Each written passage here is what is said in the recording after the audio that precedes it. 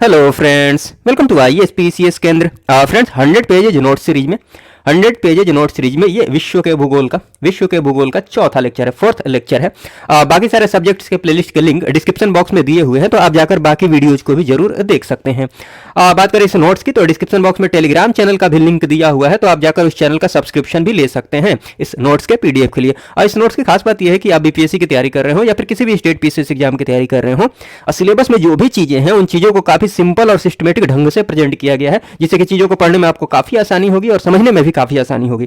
कम time में quality revision के लिए ये नोट्स आपके लिए काफी फायदेमंद साबित होगा। वीडियो देखने के बाद तो आप आराम से 3 से 4 मिनट में एक पेज को रिवाइज कर लेंगे। वीडियो देखने के बाद आप आराम से 3-4 मिनट में एक पेज को रिवाइज कर लेंगे।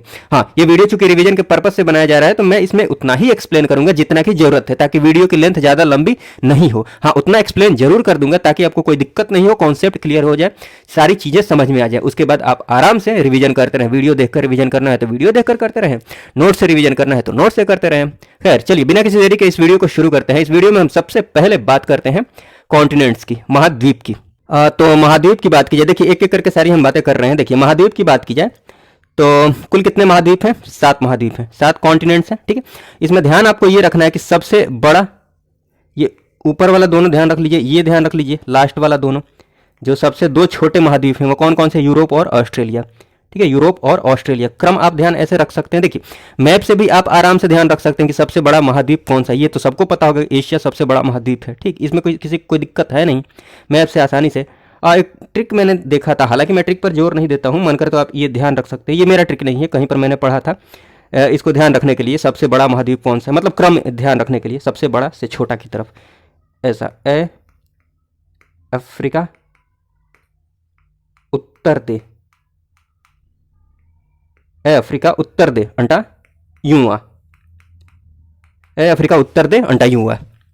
ऐसे एशिया, अफ्रीका से अफ्रीका हो जाएगा, उत्तर से उत्तरी अमेरिका, दे से दक्षिणी अमेरिका, अंटा से अंटार्कटिका, यू से यूरोप, आ से ऑस्ट्रेलिया। ठीक है, तो ऐसे मन करे तो आप ध्यान रख सकते हैं। मैं ऐसा नहीं बोल रहा कि इसी से ध्यान रखिए, आपको जैसे ध्यान रखना है वैसे ध्यान रख लीजिए। ठीक है, तो ये थोड़ा स्टार्टिंग के 2 ध्यान रख लीजिए, ये लास्ट वाले दोनों ध्यान रख लीजिएगा। सबसे छोटे 2 जो महाद्वीप हैं वो कौन से हैं? यूरोप और ऑस्ट्रेलिया। इंपॉर्टेंट है, इसलिए मैंने आपको बताया है। ठीक है, दूसरे नंबर पर ये अफ्रीका है। बड़े की बात की जाए तो सबसे बड़ा एशिया, दूसरे पर अफ्रीका। ठीक, ध्यान रखिएगा। अफ्रीका कॉन्टिनेंट से संबंधित एक महत्वपूर्ण बात ध्यान रखिएगा कि सर्वाधिक जो देशों की संख्या है, सबसे ज्यादा देश किस कॉन्टिनेंट में है, किस महाद्वीप में है? अफ्रीका महाद्वीप में है, 54। ठीक, ध्यान रखिएगा, इंपॉर्टेंट है। सर्वाधिक देशों की संख्या किस महाद्वीप में है? अफ्रीका महाद्वीप में है। देखिए, बाकी सारे कॉन्टिनेंट्स को अलग अलग पढ़ने की जरूरत नहीं है। बाकी सारे कॉन्टिनेंट से संबंधित जितनी भी महत्वपूर्ण बातें हो सकती हैं, वो सारी बातें अलग अलग टॉपिक्स में ऑटोमेटिकली कवर हो जाएंगी। ठीक है, इसलिए टेंशन लेने की जरूरत नहीं है। ये ध्यान रखिएगा कि अफ्रीका जो है ना, अफ्रीका के पास सबसे ज्यादा देश हैं, अफ्रीका कॉन्टिनेंट में सबसे ज्यादा देश हैं। ठीक है, हाँ, ये भी आप ध्यान रख सकते हैं कि ऑस्ट्रेलिया जो है ना, ऑस्ट्रेलिया की बात की जाए तो प्रति व्यक्ति भूमि सबसे ज्यादा किसके पास है? ऑस्ट्रेलिया के पास है। मतलब प्रति व्यक्ति भूमि के हिसाब से बात की जाए कि एक व्यक्ति के हाथ में सबसे ज्यादा भूमि कहां पर आएगी, तो वो ऑस्ट्रेलिया में आएगी। ठीक है, वर्ल्ड बैंक के अकॉर्डिंग। ठीक है, तो ये थोड़ा सा ध्यान रख सकते हैं। औसत ऊंचाई की बात की जाए, मध्य ऊंचाई की, एवरेज ऊंचाई की बात की जाए तो देखिए, सबसे ज्यादा ऊंचाई किसकी है? अंटार्कटिका की है। तो ये स्टार्टिंग वाला जरूर ध्यान रखिएगा, सबसे ज्यादा ऊंचाई किसकी है? अंटार्कटिका की है। उसके बाद एशिया की है। बाकी बीच वाला मन करे तो मत ध्यान रख सकते हैं, लेकिन ये और ये लास्ट वाला जरूर ध्यान रखिएगा। सबसे कम ऊंचाई किसकी है? औसत ऊंचाई, सबसे कम औसत ऊंचाई किसकी है? यूरोप की है। सबसे अधिक अंटार्कटिका की है। ये क्रम मन करे तो आप मतलब देख ही लीजिए। अगर ये दोनों ध्यान रह जाता है, अगर टाइम होता है तो इनको भी देख सकते हैं। ये दूसरा नंबर वाला तक देख लीजिए, दूसरा नंबर वाला तक अंटार्कटिका, उसके बाद दूसरा नंबर जरूर ध्यान रख लीजिए। ठीक है, और लास्ट वाला टाइम होता है तो ये भी क्या है? अंटार्कटिका है, फिर एशिया है, फिर उत्तरी अमेरिका, और एक मिनट, अंटार्कटिका है, एशिया है, उसके बाद क्या है? उत्तरी अमेरिका और मध्य अमेरिका है। ठीक, इनकी ऊंचाई है एशिया के बाद, उसके बाद अफ्रीका है, उसके बाद दक्षिणी अमेरिका है। सबसे कम ऊंचाई किसकी है? यूरोप की है। तो स्टार्टिंग और लास्ट वाला जरूर ध्यान रखिएगा, हो सके तो ये दूसरा वाला भी ध्यान रख लीजिएगा, दूसरे नंबर पर जो है एशिया। उसके बाद विश्व के सभी पर्वत श्रेणियों की बात कर लेते हैं। एग्जाम पर्सपेक्टिव से जो भी इंपॉर्टेंट है सारी बातें हम यहाँ पर कर लेंगे। देखिए, मोड़दार अर्थात वलित पर्वत की बात की जाए, फोल्डेड माउंटेन की बात की जाए, तो ये तो आपको पता है कि नवीन टाइप के ये पर्वत हैं। ठीक, देखिए नाम से ही पता चल रहा है कि संपीड़न अर्थात वलन की वजह से इनका निर्माण हुआ है। इसको मैंने एक्सप्लेन किया भी है किसी वीडियो में, तो बाकी वीडियो देखिएगा ना, शायद भारत के भूगोल वाले में किया है, ठीक। तो वहाँ पर आप देख सकते हैं। देखिए इसकी बात की जाए, यहाँ पर देखिए विश्व के जो सर्वाधिक ऊंचा, ठीक ना, विश्व के सर्वाधिक ऊंचा तथा विस्तृत पर्वत श्रृंखला की बात की जाए तो वो किसके अंतर्गत आता है? ये मोड़दार अर्थात वलित पर्वत श्रृंखला के अंतर्गत ही आते हैं। विश्व के जो सर्वाधिक ऊंचे तथा विस्तृत पर्वत श्रृंखला है, ठीक है, विश्व के सर्वाधिक ऊंचे तथा विस्तृत पर्वत जो है इसी के अंतर्गत आते हैं। एग्जाम्पल की बात की जाए तो देखिए एंडीज की बात करें, एंडीज है कहाँ पर? जगह ध्यान रखिएगा, दक्षिणी अमेरिका में, ठीक है। यह विश्व की सबसे लंबी पर्वत श्रृंखला है, विश्व की सबसे लंबी पर्वत श्रृंखला है, लगभग 7200 किलोमीटर। ये डेटा ध्यान रखिएगा, 7200 किलोमीटर इसकी लंबाई है। सर्वोच्च जो चोटी है एंडीज पर्वत पर वो कौन सी है? एकांगुआ, ठीक है। रॉकी की बात की जाए तो ये कहाँ पर है? जगह ध्यान रखिएगा, उत्तरी अमेरिका में है ये रॉकी।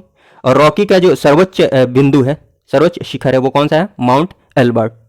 ये सब नवीन क्या बोलते हैं, सब जो है ना ये वलित पर्वत के एग्जाम्पल्स हैं। हिमालय की बात की जाए तो ये भी वलित के हैं, ये दक्षिण एशिया में आता है। ये तो आपको पता ही, हिमालय के बारे में ज़्यादा बताने की क्या जरूरत है। और दक्षिणी आल्प्स पर्वत की बात की जाए तो न्यूजीलैंड में है, जगह का नाम जरूर ध्यान रखिएगा, ठीक है ना। इसकी जो सर्वोच्च चोटी है बहुत इंपॉर्टेंट नहीं है, ओवराकी या फिर माउंट कुक, माउंट कुक। उसके बाद आल्प्स पर्वत की बात की जाए तो ये कहाँ पर है? जगह ध्यान रखिएगा, कहाँ पर है? ये विस्तृत है फ्रांस, जर्मनी और ऑस्ट्रिया तक, ठीक। और स्विट्जरलैंड, ये भी ध्यान रखिएगा चारों। और इसकी जो सर्वोच्च चोटी है बहुत इंपॉर्टेंट नहीं है, जगह ध्यान रखिएगा, ये कहाँ पर, इसका विस्तार कहाँ तक हुआ है? फ्रांस, जर्मनी, ऑस्ट्रेलिया और स्विट्जरलैंड, ऑस्ट्रेलिया नहीं ऑस्ट्रिया। एटलस पर्वत की बात की जाए तो इसका विस्तार आप देख सकते हैं, मोरक्को, अल्जीरिया, ट्यूनीशिया, ठीक है। ये कहाँ? अफ्रीका महाद्वीप के अंतर्गत ये आते हैं देश, ठीक है। उसके बाद देखिए अवरोधी या फिर ब्लॉक पर्वत की बात की जाए, ब्लॉक पर्वत की बात की जाए तो इसके जो एग्जाम्पल्स हैं इंपॉर्टेंट, देखिए एग्जाम्पल के साथ मतलब जो नाम के साथ आपको ये ध्यान रखना है कि वो जो पर्वत है वो है कहाँ पर, लोकेशन ध्यान में रखना है, लोकेशन ज़्यादा इंपॉर्टेंट है, ठीक है। जैसे सियरा नेवादा की बात की जाए तो ये कहाँ पर है? कैलिफोर्निया में है, ठीक। कैलिफोर्निया कहाँ पर है? अमेरिका में है, संयुक्त राज्य अमेरिका, ठीक। तो कैलिफोर्निया दे या फिर यूएसए दे, दोनों एक ही बात है, दोनों बातें ध्यान रखिएगा। विश्व का सर्वाधिक विस्तृत ब्लॉक पर्वत है ये, विश्व का सर्वाधिक विस्तृत ब्लॉक पर्वत कौन सा है? ये क्या नाम है इसका? सियरा नेवादा। ब्लैक फॉरेस्ट ये भी ब्लॉक पर्वत का एग्जाम्पल है, ये कहाँ पर है? जर्मनी में है। वासजेस की बात की जाए तो ये कहाँ पर है? फ्रांस में है। साल्ट रेंज की बात की जाए तो ये पाकिस्तान में है। लोकेशन आपको जरूर ध्यान रखना है, लोकेशन ही इंपॉर्टेंट है इसमें, अगर देखा जाए तो लोकेशन ही इंपॉर्टेंट है, ठीक है। जहां भी मैंने हाईलाइट किया है वो चीज़ इंपॉर्टेंट है, जिसको भी मैंने हाईलाइट किया है, बाकी जिसको हाईलाइट नहीं किया है बस ऐसे एक दो नज़र देखते रहिए, ऑप्शन देकर चीज़ें याद आ जाएंगी। गुंबदाकार पर्वत की बात की जाए, डोम माउंटेन की बात की जाए तो इसका जो निर्माण होता है वो ज्वालामुखी क्रिया में स्थलीय उभार के कारण होता है, ठीक। ये गुंबदाकार पर्वत की बात की जाए तो, लेकिन आपको क्या ध्यान रखना है? एग्जाम्पल्स ध्यान में रखने हैं, क्या कि कौन से पर्वत कहाँ पर है, उनका लोकेशन ध्यान में रखना है। एग्जाम्पल का मतलब ये नहीं है कि कौन से पर्वत किस टाइप के पर्वत के अंतर्गत आएंगे, ये तो आपको मैंने ध्यान रखना है, लेकिन सबसे ज़्यादा जो इंपॉर्टेंट है ना वो है कि कौन सा पर्वत कहाँ पर है, लोकेशन आपको सबसे ज़्यादा जरूरी है ध्यान रखना। जैसे सिंसिनाती की बात की जाए, ब्लैक हिल्स की बात की जाए या फिर बिग हॉर्न्स की बात की जाए, ठीक है। गुंबदाकार पर्वत के एग्जाम्पल है, ये कहाँ पर है? यूएसए में, इसको हाईलाइट किया है ब्लैक हिल्स, ये बहुत इंपॉर्टेंट है, ये ध्यान रखिएगा। फ्यूजियामा की बात की जाए तो ये जापान में है। कोटोपैक्सी की बात की जाए तो ये इक्वाडोर में है, इंपॉर्टेंट है तीनों। अवशिष्ट पर्वत की बात की जाए तो अवशिष्ट नाम से ही दिख रहा है, रेजिडुअल माउंटेन, अपर्दन के द्वारा, मतलब जो पहले पर्वत थे उसमें अपर्दन के द्वारा, जैसे कि हवा पानी के माध्यम से जो अपर्दन हुआ, अपर्दन के बाद जो पर्वत बच गया है, ठीक, उस बचे हुए भाग को अवशिष्ट पर्वत बोलते हैं। तो खैर एग्जाम्पल्स की बात की जाए तो अब अवशिष्ट पर्वत का जो एग्जाम्पल है, एक तो ये है पेन्नाइन है, ये है कहाँ पर? ये जरूर ध्यान में रखना है, यूरोप। अपलेशियन की बात की जाए तो ये कहाँ पर है? उत्तरी अमेरिका में है। अरावली ये बहुत इंपॉर्टेंट है, और ये भी ध्यान रखना है कि ये अवशिष्ट पर्वत का एग्जाम्पल है, ये मैंने भारत के भूगोल में भी बताया है, ठीक है। तो अरावली की बात की जाए तो अवशिष्ट पर्वत का ये एग्जाम्पल है, जो कि कहाँ पर है? भारत में है, ध्यान रखना है। उसके बाद बात की जाए, हाँ, पर्वतों का सागर किसको बोलते हैं ये ध्यान रख लीजिएगा, ब्रिटिश कोलंबिया को, ब्रिटिश कोलंबिया को। अब चलिए कुछ और एग्जाम्पल्स देख लेते हैं जिनके पर्वत श्रेणियाँ और उनका जो लोकेशन है ना वो ध्यान रखने की कोशिश कीजिएगा। ग्रेट डिवाइडिंग रेंज की बात की जाए तो ये कहाँ पर है? पूर्वी ऑस्ट्रेलिया में, ऑस्ट्रेलिया के पूर्वी साइड में, ठीक है। उसके बाद देखिए, उसके बाद यूराल की बात की जाए तो ये तो आपको पता ही होगा, रूस में है ये, ठीक। अलबुर्ज की बात की जाए तो ईरान, काकेशस की बात की जाए तो रूस में है। माउंट एल्ब्रुस की बात की जाए तो रूस यूरोप में इसका विस्तार है, ठीक है। अराकोमा ये आपको पता होगा। अराकानियोमा भारत म्यांमार सीमा से होते हुए ये अंडमान निकोबार की तरफ ये बढ़ जाता है, ये जो पर्वत श्रृंखला है। मैकेंजी की बात की जाए तो कनाडा में है, ध्यान रखिएगा। व्हाइट पर्वत की बात की जाए तो कैलिफोर्निया में है, यूएसए के कैलिफोर्निया में। पिरेनीज पर्वत की बात की जाए तो स्पेन फ्रांस की सीमा पर है, इंपॉर्टेंट है, ध्यान रखिएगा। किसकी सीमा पर? स्पेन और फ्रांस की सीमा पर पिरेनीज। बीपीएससी में हाल फिलहाल में ये क्वेश्चन पूछा भी गया था। उसके बाद बात की जाए ड्रैगन्सबर्ग की बात की जाए तो दक्षिण अफ्रीका में है। एपिनाइन की बात की जाए तो इटली में है ये। किलीमंजारो की बात की जाए, इंपॉर्टेंट है ये, ध्यान रख लीजिए। किलीमंजारो की बात की जाए तो तंजानिया में है ये। तंजानिया कहाँ पर है? अफ्रीका में है। अलेघनी की बात की जाए तो यूएसए में है, और अल्ब्रुस की बात की जाए तो रूस में है ये। चलिए ये थोड़ा सा ध्यान रख सकते हैं। ग्रेट डिवाइडिंग जो रेंज है ना, कहाँ पर है ये? ग्रेट डिवाइडिंग रेंज कहाँ पर है? पूर्वी ऑस्ट्रेलिया में। और इसकी जो हाईएस्ट पिक है, इसकी जो सर्वोच्च चोटी है वो क्या है? कोसिस्को, ठीक है, कोसिस्को। चलिए उसके बाद बात करते हैं, उसके बाद पठार की बात कर लेते हैं। तो पठार की जो हाइट होती है पर्वत से तो कम ही होती है। चलिए तिब्बत के पठार की बात करते हैं। पठार में सबसे इंपॉर्टेंट है तिब्बत का पठार, जो कि अंतर पर्वतीय पठार का एग्जाम्पल है, जिसका जो अन्य नाम है ना, अन्य नाम थोड़ा सा ध्यान रख लीजिएगा। इसका अन्य नाम है चेंगतांग या फिर किंगाई। कहाँ पर बोलते हैं ये नाम? तिब्बत में। तिब्बत के पठार को ये नाम से जाना जाता है, चेंगतांग या फिर किंगाई। देखिए इसकी जो औसत ऊंचाई है ना, ये ध्यान रख लीजिएगा। तिब्बत के पठार की औसत ऊंचाई है 4500 मीटर, ठीक है ना, लगभग 4500 मीटर, उससे अधिक ही है। हाँ, संसार की छत के नाम से किसको जाना जाता है? पामीर के पठार को। भारत का मैप देखेंगे ना, इधर की तरफ यहाँ पर पामीर का पठार दिखेगा, भारत का मैप जब देखेंगे तो, ठीक। तो ये संसार की छत किसे बोला जाता है? पामीर के पठार को। अब तिब्बत के पठार को भी मतलब क्वेश्चन में पूछा जाता है, तो तिब्बत का पठार ऑप्शन में दिया है, तो तिब्बत का पठार भी आप मान लेंगे कि संसार की छत किसको बोला जाता है? तिब्बत के पठार को, ठीक। तो ये भी आप ध्यान में रखेंगे, दोनों हो सकता है ऑप्शन में अगर देता है तो, एक ही कोई देगा। उसके बाद बात की जाए, अगर दोनों देता है तो ये मारेगा पामीर का पठार, ठीक है। हालांकि अगर नहीं देता है, तिब्बत का पठार देता है, तो संसार की छत तिब्बत का पठार हो जाएगा। चलिए विश्व की सबसे बड़ी, एक मिनट, विश्व का सबसे बड़ा पठार जो है ना, लार्जेस्ट एरिया की बात कर रहा है, सबसे बड़ा पठार कौन सा है? तिब्बत का पठार है। हाँ, दक्षिण अमेरिका में खनिजों का जो भंडार है ना, वो कौन सा पठार है भाई? पेंटागोनिया का पठार जो है ना, खनिजों का भंडार है। कहाँ पर है ये? दक्षिण अमेरिका में। स्पेन की राजधानी की बात की जाए, मैड्रिड, स्पेन की राजधानी मैड्रिड जो है वो किस पठार पर स्थित है? मेसेटा, इंपॉर्टेंट है, ध्यान रखिएगा, मेसेटा पठार पर है स्पेन की राजधानी। और टेलीग्राफिक पठार की बात की जाए तो ये इकाई का हिस्सा है उत्तरी अटलांटिक का, ठीक है। एक मिनट, अनातोलिया पठार की बात की जाए तो ये कहाँ पर है? अनातोलिया तुर्की में है। चलिए घाटियों की बात की जाए, वैलीज की बात की जाए तो देखिए आपको पता होगा ना कि ये पर्वत जो होते हैं, जो भी पर्वत होते हैं, उनके नीचे वाला जो हिस्सा है, ये बीच का नीचे वाला जो हिस्सा है, ठीक, ये घाटियाँ होती हैं। तो घाटियों के बारे में आपको पता है, लेकिन जो जरूरी बातें ध्यान में रखनी है वो ये मृतक घाटी जो है ना, डेथ वैली, ये है कहाँ पर? इसका जो अधिकांशता भाग है कहाँ पर है? कैलिफोर्निया में। कैलिफोर्निया के अंतर्गत अधिकांशता भाग आता है, जो कहाँ पर है? यूएसए में। दोनों बातें ध्यान रखिएगा। ये रिफ्ट घाटी का एग्जाम्पल है। और क्या ध्यान रखना है? इसका जो अन्य नाम है मृतक घाटी का, शैतान का गोल्फ कोर्स, शैतान का गोल्फ कोर्स, इंपॉर्टेंट है, ध्यान रखिएगा। यूएसए की सबसे गर्म और शुष्कतम, शुष्क मतलब ड्राईएस्ट घाटी है ये, सबसे गर्म और शुष्कतम घाटी है, हॉट एंड ड्राईएस्ट घाटी है ये। चलिए सिलिकॉन वैली की बात की जाए तो ये भी ध्यान रख लीजिएगा, ये भी कैलिफोर्निया यूएसए, इंपॉर्टेंट है, ध्यान रखिएगा। कंप्यूटर चिप उत्पादन के लिए प्रसिद्ध है, ठीक है। हाँ, राजाओं की घाटी की बात की जाए तो इसका जो अन्य नाम है वो क्या है?